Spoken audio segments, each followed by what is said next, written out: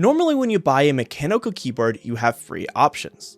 You got the cheapest as possible tier, around 60 or less, then there's the mid-range, which I consider is between 60 to 100, and finally the high end, which starts at 100 and goes up from there. But if you go for something in the mid or lower range, you usually have to sacrifice something, whether it's customization, looks, build quality, or key switches. But what if you didn't have to? That's where I think the GravaStar K1 Lite really stands out. It sits at the higher end of the mid-range tier, but offers the build quality and features that you would expect from a more expensive keyboard. The result? A keyboard that not only looks and feels fantastic, but also sounds incredible.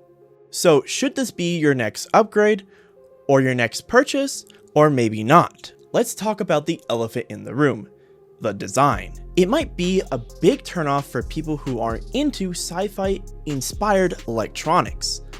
Personally, I am a big sci-fi fan, so I absolutely love how the K1 Lite looks.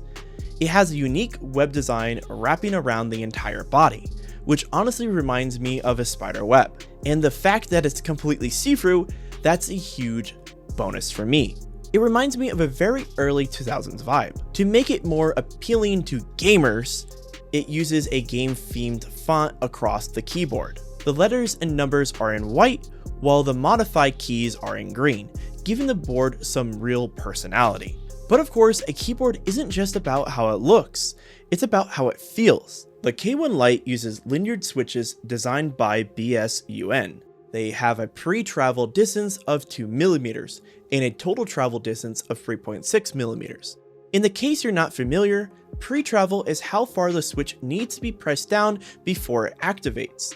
Total travel is the full distance the switch can be pressed down. And I gotta say, these switches feel amazing. The tactile feedback is definitely there, and the sound, honestly, this is probably one of the best sounding keyboards I have ever used.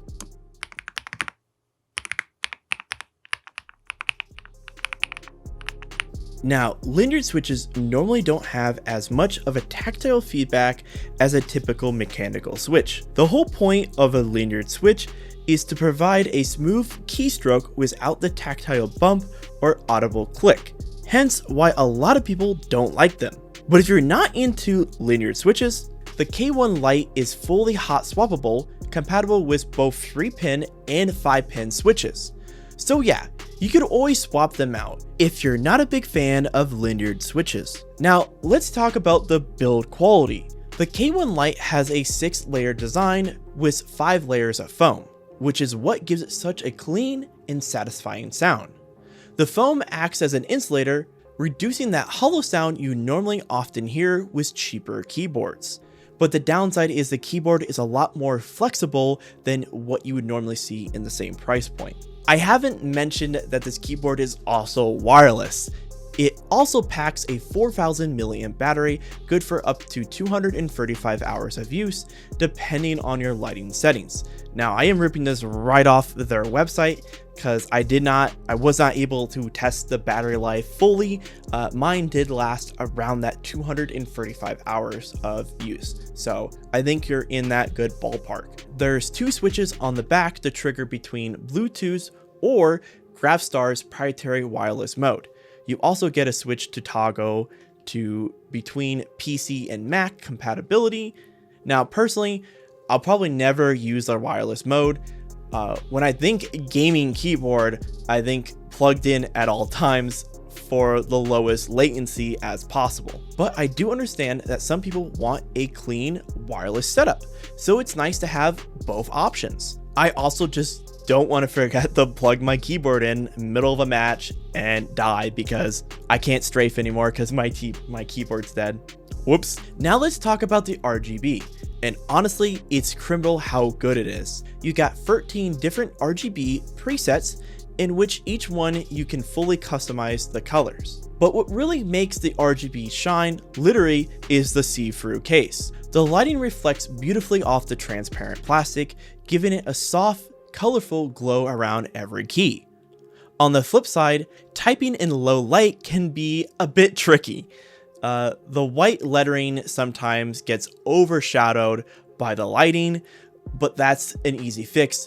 Just turn it down. Before I forget, when you unbox the K1 Lite, you get some nice accessories.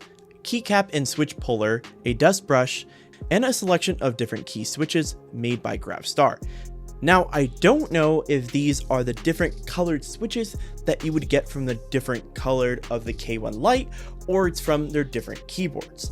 I didn't really ask, and I'm unsure about that part, but I'm pretty sure it's the different colors of the Lite. But I thought that was pretty cool that they included it. So if you ever wanted to switch out your keys, yeah, you got 4 options. Pink, I think it's like a pink, black, a green, and there's one other I don't remember. I found a lot of things I like about this keyboard. The sound, the feel, the build, it's all been super enjoyable during the time I was using it. This is definitely going to be my main keyboard moving forward. But there are a couple things I do want to point out. First, it is a bit of a fingerprint magnet. That glossy clear plastic really loves to collect smudges and my fingerprints all over it. But hey, I guess that's the trade-off you're gonna have to pay if you want a clear keyboard. As for the keys themselves, they're great. They are missing a little bit of a deep tactile feel, but honestly, they don't really feel too far off from my red or lemon switches. In fact, I actually prefer these now over my lemon or reds. I think the sound of this keyboard is way better compared to my red or lemon switches. My overall opinion of the K1 Lite is it's a fantastic keyboard. Sure, there are a few minor things that could be improved, but for a mid-range keyboard, this thing punches way above its own weight. From the unique design to the sound and feel of the keys, this is by far the best keyboard I have ever owned. The look might be a little aggressive for some people, but if it's up your alley, I would 100% recommend it. I feel like GravaStar is doing something really unique here. They're one of the few newer tech companies doing something bold and risky that not other companies are doing. I think we're just hitting this point in the overall market and tech space that a lot of the stuff is just boring. Why would you go out and buy the same iPhone that looks the same? Same thing can be said with Samsungs, even with computer cases. So when a company comes out with a unique design, dude, it's gonna catch my eye. It stands out. That's why I think their stuff is really neat. But I absolutely love this keyboard, and I'm gonna be holding on to it for a very long time. Probably till I get bored of the switches and want to try something different. But hey, I'm gonna end this video here. If you like this review or if this piques your curiosity, like to strive. But honestly, I can't really find anything wrong with this keyboard. So have a good one.